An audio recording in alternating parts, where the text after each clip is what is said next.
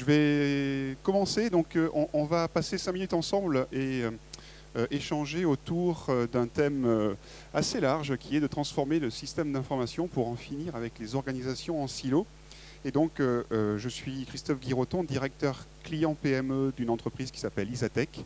Et Isatech est fournisseur de logiciels de gestion, donc ERP, CRM, collaboratif.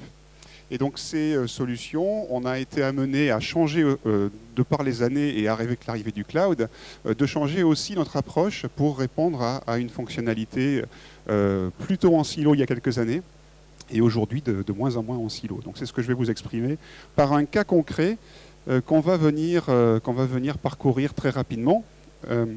Imaginez une entreprise qui arrive et qui nous apporte un besoin, il y a quelques mois de cela, en nous disant, mais voilà, Isatech, pouvez-vous répondre à une fonctionnalité qui nous permettra d'être beaucoup plus productif avec un volume d'activité très important, puisque la société en question, c'est le GIE des conseils de l'ordre des avocats. Et donc, la solution que nous devions proposer devait optimiser le travail de 15 000 avocats. Et donc, dans ce cas précis, je vais vous exprimer comment on aurait répondu à ce périmètre il y a quelques années. Il y a quelques années, quand on venait aborder un projet de transformation, on l'abordait sur deux angles. On venait étudier la largeur du périmètre fonctionnel, et donc cette largeur nous apportait une précision quant à la complexité de la solution que nous voulions mettre en place, et l'exposition du SI à l'extérieur. Donc plus le SI était exposé à l'extérieur de l'entreprise, et plus on apportait de la complexité dans la plateforme que nous voulions mettre en place.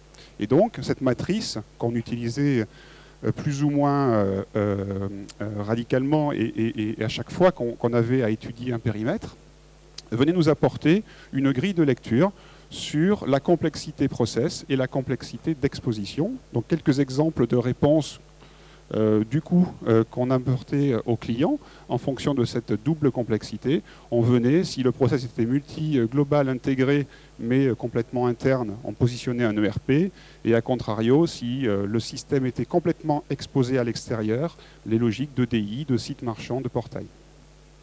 Et donc cette démarche, qui était vraie il y a quelques années, n'est plus du tout vraie avec l'arrivée du cloud. Donc aujourd'hui, l'arrivée du cloud a eu deux impacts principaux.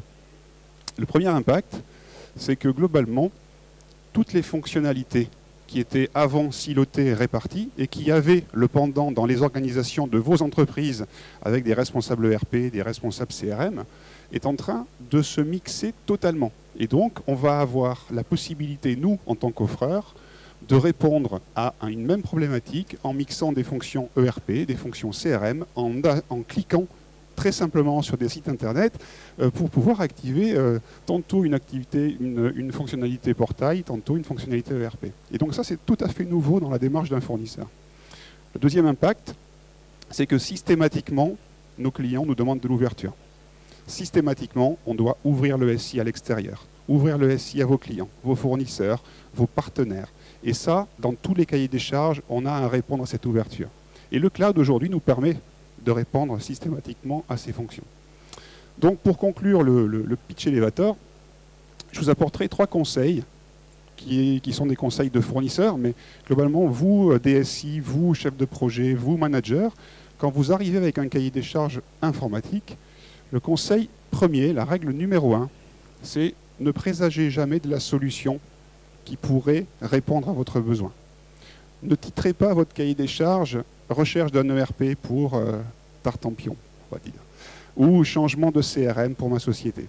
Très simplement, c'est le fournisseur qui doit prendre cette responsabilité-là. Vu que le fournisseur a la capacité de choisir les meilleures fonctionnalités que le cloud peut offrir, concentrez-vous sur la règle numéro 2, partez de vos enjeux, de vos objectifs, de vos usages cibles pour permettre au fournisseur de choisir le meilleur moyen de les couvrir. Donc c'est vraiment très important et c'est le cloud qui permet ce changement de paradigme. Donc venez responsabiliser votre fournisseur sur le choix de la meilleure plateforme. Et donc la règle numéro 3, quand vous cherchez à couvrir un besoin, utilisez les éléments clés qui vont vous garantir le succès. Ces éléments clés, je les résume en 3 parties. Le fournisseur partenaire que vous allez choisir doit connaître beaucoup de solutions. il doit être expert sur le RP, CRM, le collab, tout simplement pour être capable et en capacité de vous accompagner sur le meilleur choix. Le point 2 qui est lié, votre fournisseur doit aussi être expert d'architecture, puisque la valeur ajoutée qui sera apportée par le partenaire, c'est de choisir la meilleure architecture cible.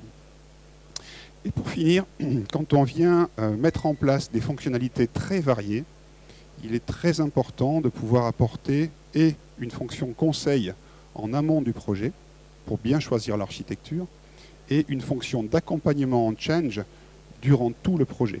Quand le champ des possibles est extrêmement varié, il est très important que le partenaire puisse vous accompagner et accompagner le changement des mentalités et des usages au sein même de votre entreprise.